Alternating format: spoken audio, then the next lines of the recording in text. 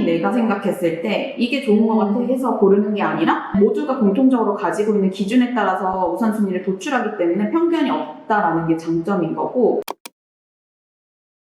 용님께서 스몰 브랜더의 스몰 레터라고 네. 이제 팀진으로 계시잖아요. 네, 맞아요. 최근에 어글리어스 인터뷰를 봤는데 정말 인상 깊더라고요. 어글리어스가 정말 좋은 문화를 가지고 있는 회사이고 너무 잘하다 보니까 많은 분들이 궁금해하셨던 것 같아요.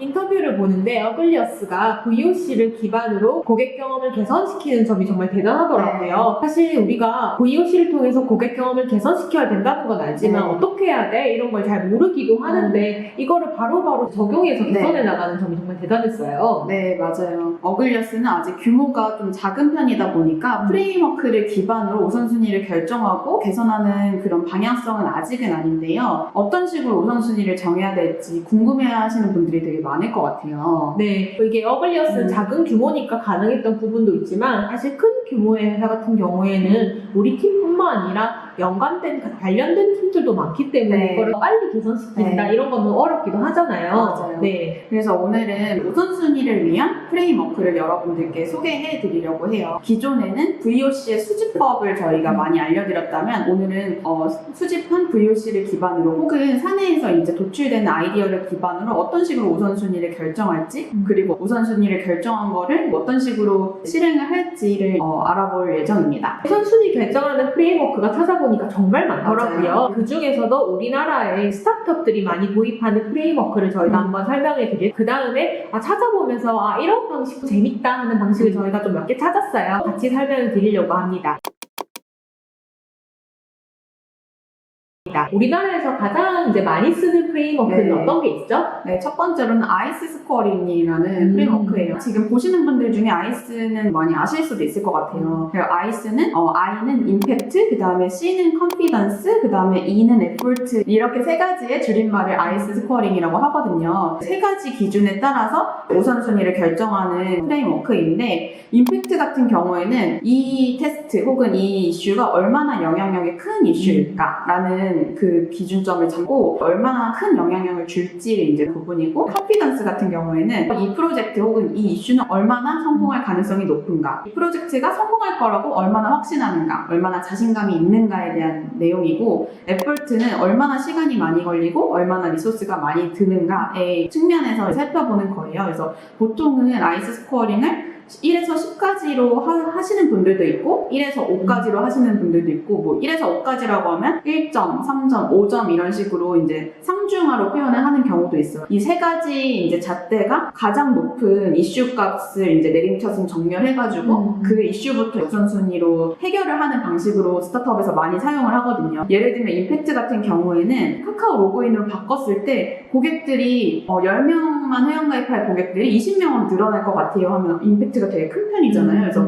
이거는 10점 만점에 10점이다. 뭐 10을 표기를 하고 컨피던스 이거를 했을 때 얼마나 성공적으로 끝낼 자신이 있는가 했을 때 카카오 붙이는 거는 크게 어려운 게 아닌 것 같아 하면은 이것도 10. 그 다음에 에포트 시간이 얼마나 오래 걸리나 했는데 카카오 붙이는 게 생각보다 작업 시간이 걸려 그러면 뭐 7 이렇게 해서 총 27점이니까 이거는 우선순위가 다른 거에 비해서 높다. 이걸 그럼 진행하자 이런 식으로 방식으로 진행을 많이 해요. 이거를 찾아보니까 라이스 방식도 있더라고요. 맞아요. 라이스 같은 경우는 조금 미묘하게 차이가 있는 게 임팩트, 컨피던스, 에포트는 똑같이 진행이 되는데 그 중에 R이 추가가 돼서 리치라는 게 들어가요. 리치 같은 경우에는 얼마나 많은 고객들한테 영향을 끼치는 개선 과제인가 라는 포인트이거든요. 예를 들어서 분기 안에 몇 명한테 영향을 끼칠 만한 개선 과제다. 월 거래 건수에 어느 정도까지 영향을 끼칠 개선 과제이다 라고 하는 거고 임팩트 같은 경우에는 똑같고 컨피던스가 조금 달라요. 리치랑 임팩트를 우리가 주관적으로 예측해서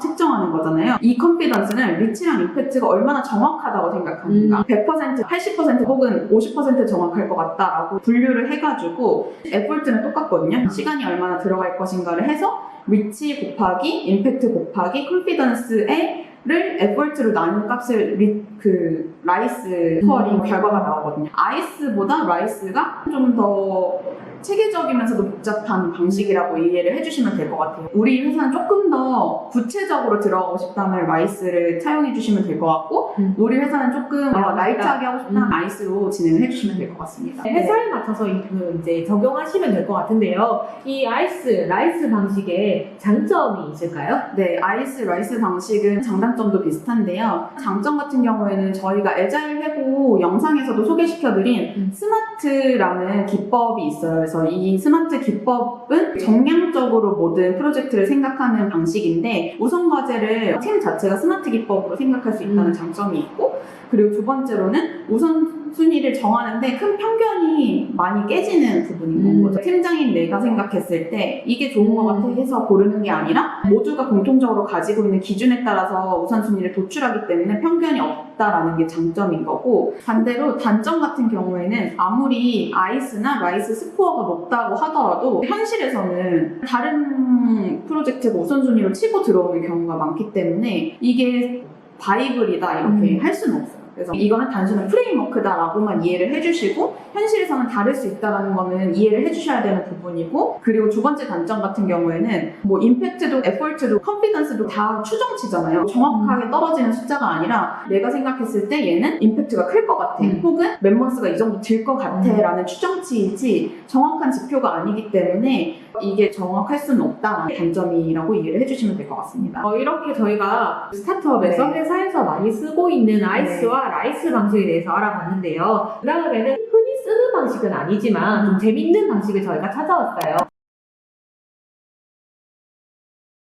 두 번째 방식은 프로덕트 트리라는 방식이에요. 워크숍 같은 거 할 때 좀 재밌겠다라고 생각한 방식인데요. 브루스 홀만이라는 사람이 만든 심지어 이거를 프레임워크라고도 말 안 하고 협업 게임이라고 불러요. 개선 과제를 시각화해서 놓치는 이슈가 없도록 하는 프레임워크인데요. 순서가 세 가지가 있어요. 그래서 첫 번째로는 그 화이트보드에다가 줄기가 있는 나무를 이렇게 그려요. 그런 다음에 나무의 몸통에는 현재 서비스 안에 들어있는 기능을 써요. 그 다음에 가장 바깥쪽, 가장 큰 줄기에는 다음 릴리즈 때 우리가 그 출시할 기능들을 이렇게 써요. 그런 다음에 다른 장가지에는 아직 안 되는 기능들을 막 쓰는 거예요. 그렇게 써놓고 준비를 한 다음에 다른 참여자들이 포스트잇에다가 여기 아직 없는 기능들인데 할 만한 기능들을 써가지고 잎사귀처럼 나무에 이렇게 붙이는 거예요. 붙일 때 잘 했으면 좋겠다 싶은 거는 이쪽 위쪽 가지에다가 이렇게 붙이고 이거는 그냥 아이디어였어 하는 거는 바닥에다가 마치 낙엽이 떨어지듯이 이렇게 붙이는 거예요. 그런 다음에 다 놓고 팀원들이 같이 이렇게 바라보는 거예요. 그래서 우리 지금 서비스가 대략 이런 구조구나. 내가 생각했을 때 저 떨어진 것 중에 중요한 게 있는 것 같네 하면 이쪽 위쪽으로 이제 협업해서 붙이는 거고 위에 붙어 있는데 생각보다 다른 지금 로드맵이랑은 별로 연관이 없어 보여 하는 거는 낙엽으로 떨어뜨리고 이런 식의 과정을 거치는 게 프로덕트 트리의 과정이거든요. 직원들이랑 워크숍을 할 때 이런 식으로 하면은 우선순위 결정도 가능한 부분이고 그리고 재밌게 이거를 그려볼 수 있다는 그런 프레임워크입니다. 이 프레임워크를 보는데 자주 하는 말 중에 뭐 숲을 봐라, 나무를 봐라, 가지를 봐라 이런 식으로 많이 하잖아요. 이제 그런 걸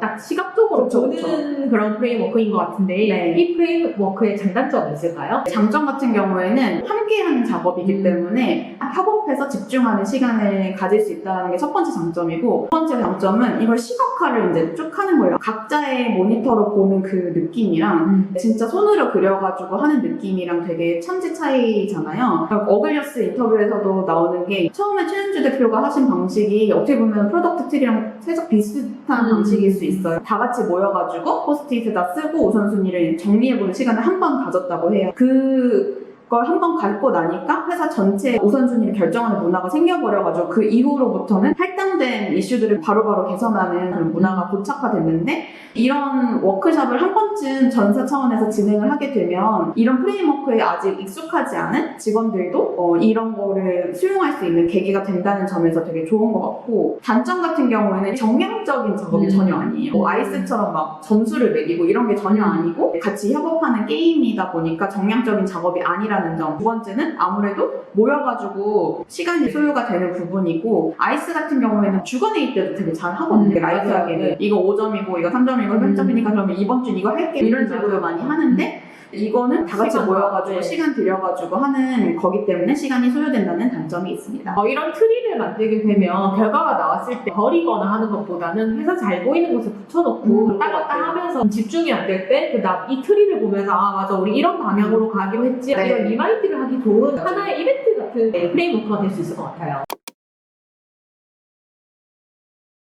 마지막으로 준비한 것도 저희가 재밌더라고요. 마지막으로 준비한 프레임워크는 그 코스트 오브 딜레이라는 프레임워크예요. 코스트 오브 딜레이를 한글로 번역하면 지연되는 데 드는 비용이라고 생각해 주시면 될 것 같은데요. 이 프레임워크는 세 가지 질문에 답을 하기 위한 프레임워크인데 첫 번째로는 이 기능이 지금 있을 때 어떤 가치를 주고 있나, 두 번째로는 이 기능이 더 빨리 만들어졌다면 얼마나 가치가 있었을까, 세 번째로는 이 기능을 계획보다 더 늦게 만들어졌을 때 얼마나 우리는 돈을 많이 잃을 것인가. 모든 걸 돈의 차원에서 지금 생각을 하는 그런 프레임워크예요. 예를 들면은 특정 기능을 만드는데 3달이 드는데 6개월을 지연을 시켰을 때 3천만 원을 잃어버릴 수 있는 A라는 기능이 6개월을 지연시켰을 때 1천만 원을 손해를 보는 기능이 있다고 치면은 당연히 3천만 원을 잃어버릴 것 같은 그런 기능을 먼저 구현을 해야 되는 거잖아요.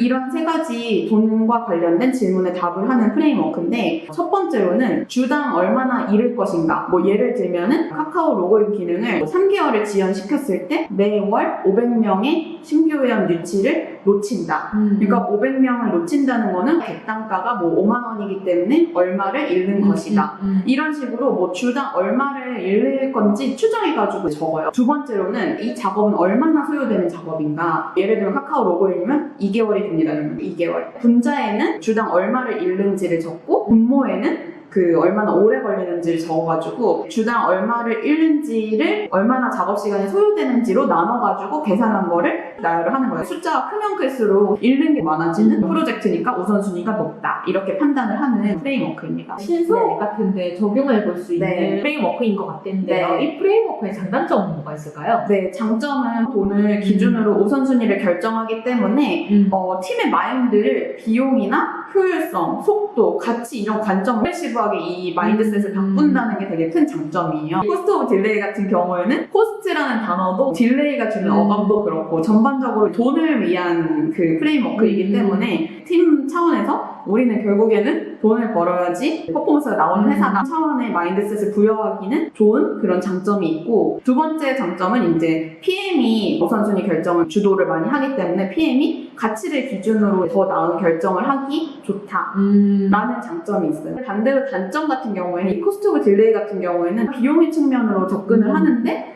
되게 어그레시브한데 거기다가 그 비용은 또 추산치이긴 하잖아요.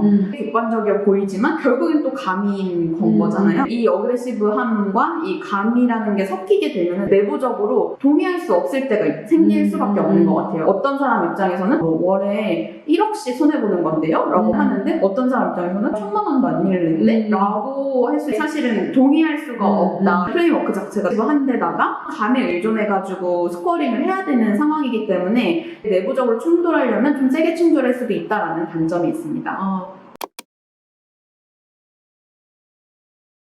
이렇게 세 가지의 프레임워크를 알아봤는데요. 나이스나 라이스 같은 경우에는 단어 자체가 어떻게 보면 팀들한테 동기부여를 주고 일을 할 수 있는 뭔가의 의지를 주는 단어들이 많이 선정되어 있다면, 세 번째 프레임워크 같은 경우에는 실패를 하게 되면 동기부여가 확 잃어버리게 될 수도 있는 조금 위험한 프레임워크가 아닌가라는 생각도 좀 드는데요. 사실 이렇게 많은 프레임워크가 있고 이 프레임워크를 아무리 잘 세팅한다고 하더라도 사실 개선 과제를 개선하지 않다면 사실 의미가 없어지잖아요. 맞아요. 네. 결국에는 빨리빨리 개선 과제를 개선하는 게 중요한데요. 특히나 규모가 작은 회사 같은 경우에는 어글리어스처럼 들어오는 즉시 바로바로 해치워버리는 게 중요하고, 세팅 같은 경우에는 우리가 이번 주엔 어떤 개선 과제를 해결했는지를 살펴보는 게 중요한데, 사실은 작은 회사뿐만 아니라 큰 회사도 스타트업이라면 가지고 가야 될 숙명인 것 같아요. 실리콘밸리에서 굉장히 유명한 마케팅 그룹인 잘레 레제이의 아티클 제가 번역을 한 적이 있는데요. 그분이 강조하는 게 결국엔 속도가 답이다. 이분이 비유를 하는 것 중에 하나가 큰 상자를 옮겨야 될 일이 있으면 처음에는 이렇게 밀 때 안 밀리잖아요. 그러다가 밀기 시작하면 쭉 밀리죠. 빨리 밀리잖아요. 처음에 시작을 할 때는 안 밀리지만 시작을 일단 하면은 밀리기 때문에 빨리빨리 뭔가를 수행을 해야 된다. 그렇기 때문에 분기별도 중요하지만 주 단위로 목표 세팅을 해가지고 빨리빨리 개선과제 처리하는 게 좋다라고 이분이 말씀해 주신 게 있어요. 우선순위 프레임워크는 프레임워크일 뿐이고 이제 개선과제를 이제 해결해 나가는 쪽으로 업무 방향성을 맞춰주시면 좋을 것 같습니다.